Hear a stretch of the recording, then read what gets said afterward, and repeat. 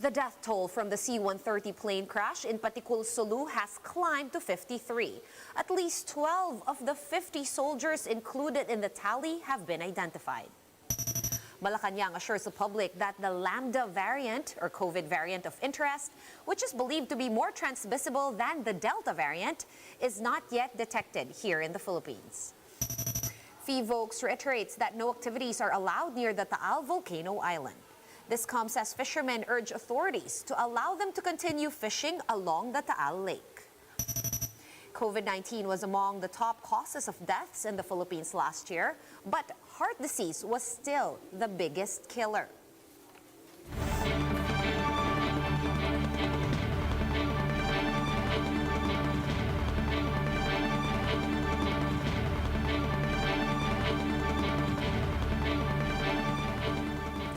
Fast, focused, and fearless. Here's a roundup of stories we're watching now. I'm Sean Yao.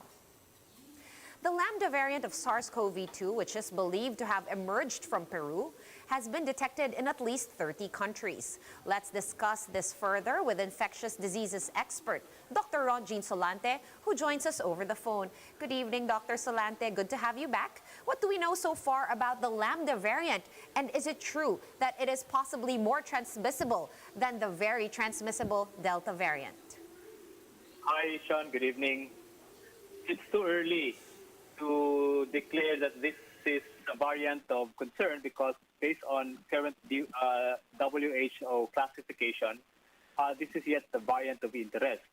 And although there are mutations in the spike protein that resembles the Delta variant, including that of the UK variant, but we need concrete data yet if this variant of interest will really be the same as that in terms of ability to be highly transmissible compared to the Delta variant. All right, and would it follow then, Dr. Solante, that the Lambda variant versus vaccine efficacy at the moment is still also unclear following that train of thought? Yeah, it's still unclear.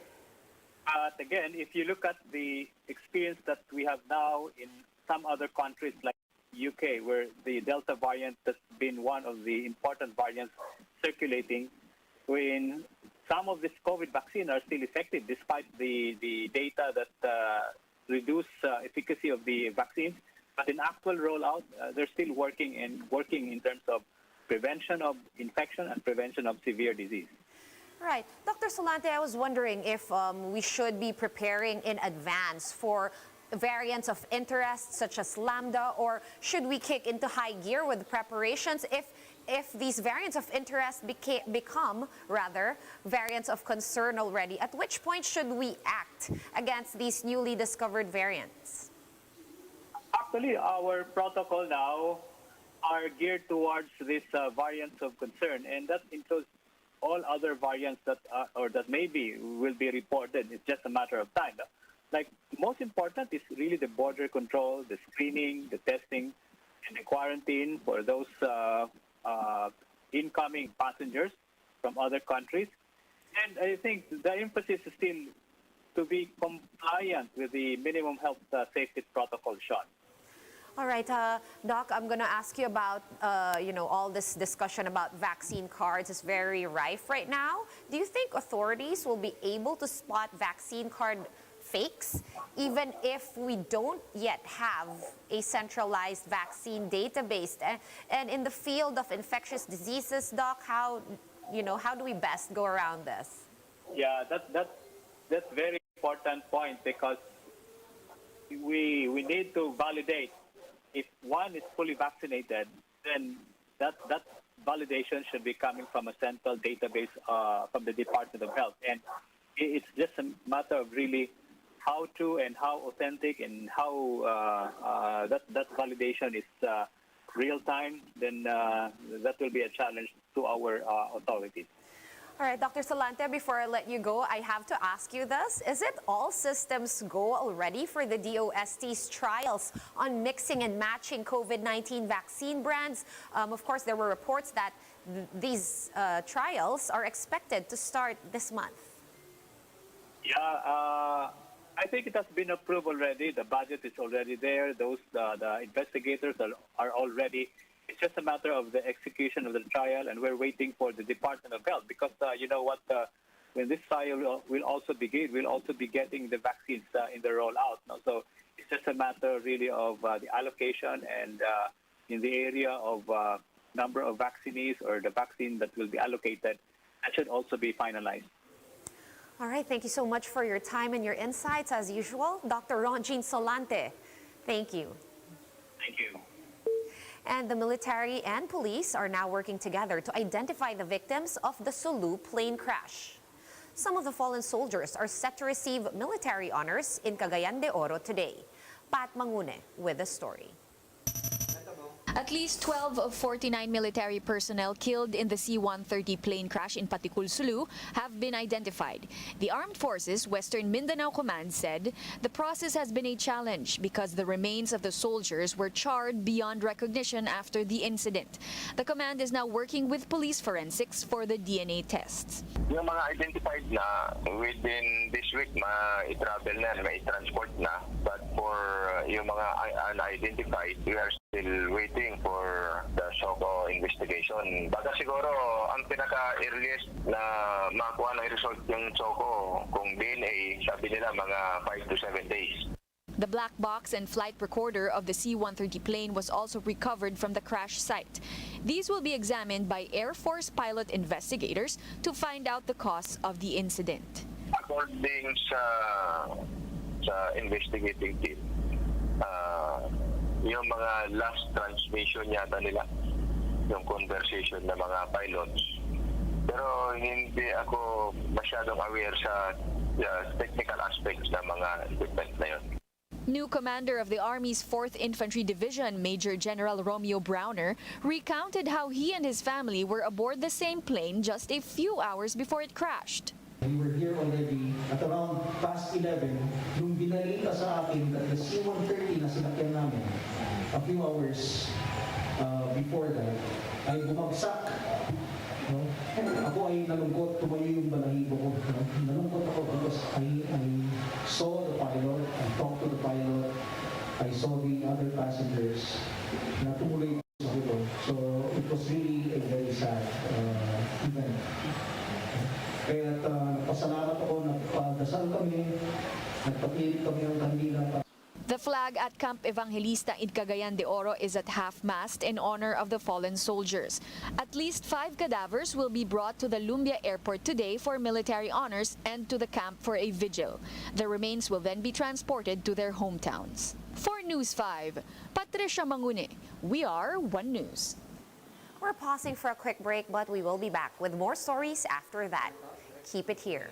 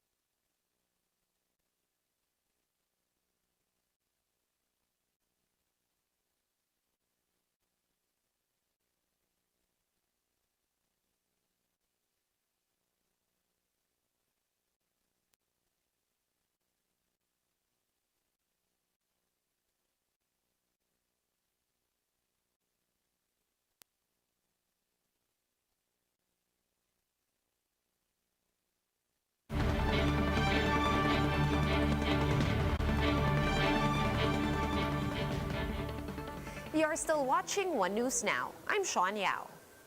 The Bureau of Fisheries and Aquatic Resources, or BFAR, is appealing to authorities to allow fishermen near the Taal Lake to work after tons of fish reportedly died. Greg Gregorio with the full story. This boat is loaded with rustic iron sheets that Jimboy, his wife Merla, and some of their relatives saved from their old house in the Taal Volcano Island. But on their way back, the family was apprehended by personnel from the Philippine Coast Guard. Access to the so-called no man's land is all the more prohibited now as the Taal Volcano continues to act up. Lahat po ay pinagbabawalan na ang tao doon. Jimboy and his family have been taking refuge in an evacuation center for more than a year now. Ngayon lang po naman po kami nakapunta po dahil kinuha lang po namin at sayang lang po rin kung pungari. May bili po ng bigos namin mga po na kami pakain sa mga anak ko. Latest report from FIVOC says that Taal's condition is still the same as the previous days. Sulfur dioxide emission averaged at almost 5,200 tons per day on Monday and had steam reach plumes that rose as much as 3,000 meters high. Aside from that, 39 volcanic earthquakes have been recorded in the last 24 hours. With this, authorities have implemented stricter measures to prevent any activity by the lake. The previous window hours for fishermen to feed their fish cages have been retracted through the recent memorandum circular issued by the Department of Interior and Local Government. Yung alert level 3 na issuance, raising it from 2 to 3 ng P-box, automatic yan as per policy or protocol natin. Wala talagang water activities dyan. Then, yun ang ating in-implement dito sa Taal Lake. All apprehended people were only given a warning and were sent home. While fishermen vowed to abide by the rules, they are also appealing for considerations. Yung isda namin, hindi po makakatawa yan. Malaki po yung puhunan namin dyan. Bigyan po kami ng oras para makatoka po yung aming isda. This was echoed by the Bureau of Fisheries and Aquatic Resources, or BFAR, following reports of 109 metric tons of bangus and tilapia dying due to the depletion of dissolved oxygen in the lake. BFAR explains, though, that this has nothing to do with the Taal Volcano's unrest. Dahil yan po sa level nung dissolved oxygen na hindi po malayong mangyari dahil mababa po ang level ng dissolved oxygen. Nandun din siyempre yung ating pakiusap na again, baka po pwedeng i-allow para ma-salvage or masalba pa yung ibang mga harvestable size. For News 5, Greg Gregorio, we are One News.